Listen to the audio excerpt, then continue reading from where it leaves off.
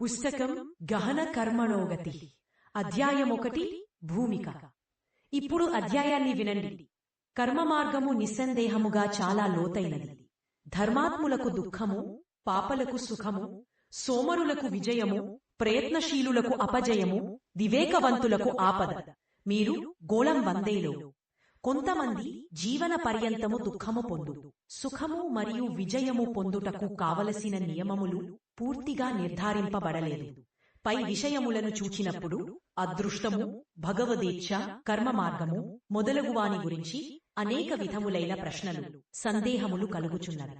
మన ప్రశ్నలకు, సందేహములకు ప్రాచీన పుస్తకముల ద్వారా లభించు సమాధానములతో ప్రస్తుత తర్కపూరితమైన యుగములో సరిపుచ్చుకొనలేము.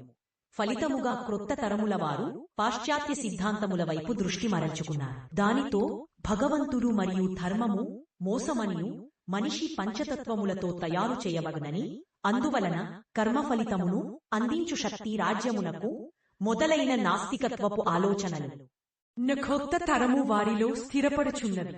ఈ పుస్తకములో వైజ్ఞానిక మరియు ఆధునిక దృష్టిననుసరించి కర్మ యొక్క లోతైన మార్గము వివరింపబడినది. మనము పొందు ఫలితములన్నింటికి మనము చేయు కర్మయే కారణమని చెప్పబడినది. ఈ పుస్తకము కర్మ ఫల సంబంధమైన జిజ్ఞాసువులను తప్పక సమాధానపరచగలదని మా అభిప్రాయం.